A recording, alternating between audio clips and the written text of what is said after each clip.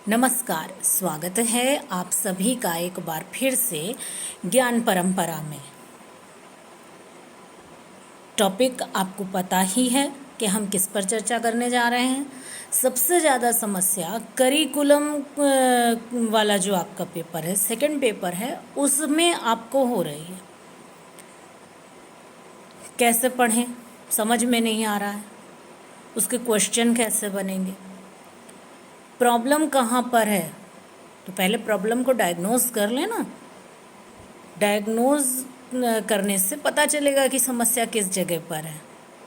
तो समस्या कहाँ पर है? समस्या यहाँ पर है कि आपको सेकंड पेपर से रिलेटेड टर्मिनोलॉजी की जानकारी नहीं है, वो आपकी समझ में नहीं आ रहा है।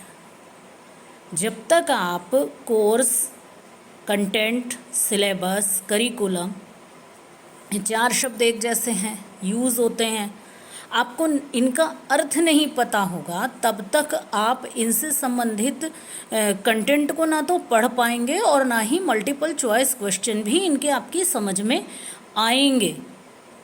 और इसमें बना के प्रश्न आएगा, क्योंकि ये हिस्ट्री की तरह वैसा फैक्ट बेस्ड पेपर नहीं है। जैसे हिस्ट्री में फैक्ट बेस्ड पेपर, उसमें बहुत सारे फैक्ट्स। शिक्षा को संवर्ती सूची में रखा जाए, किस कमीशन ने कहा? राधाकृष्णन कमीशन ने कहा।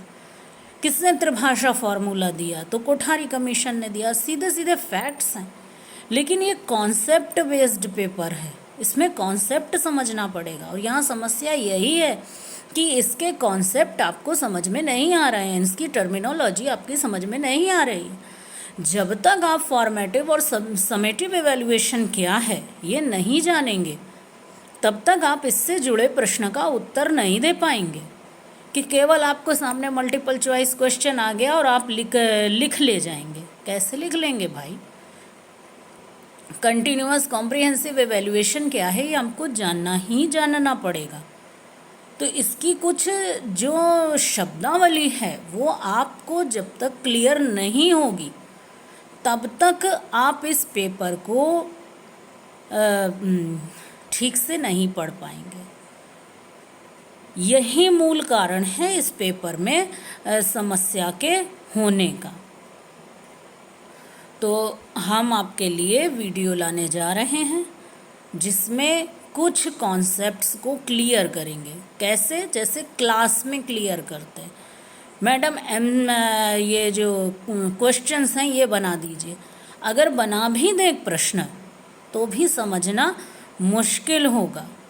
जैसे बने हुए पाठ्यक्रमों में से कोई करिकुलम चयनित करना हो, तब कौन सा इवैल्यूएशन लगेगा, कौन सा इवैल्यूएशन होगा? या फिर अगर किसी पाठ्यक्रम में संशोधन या सुधार करना हो, तब कौन सा इवैल्यूएशन होगा?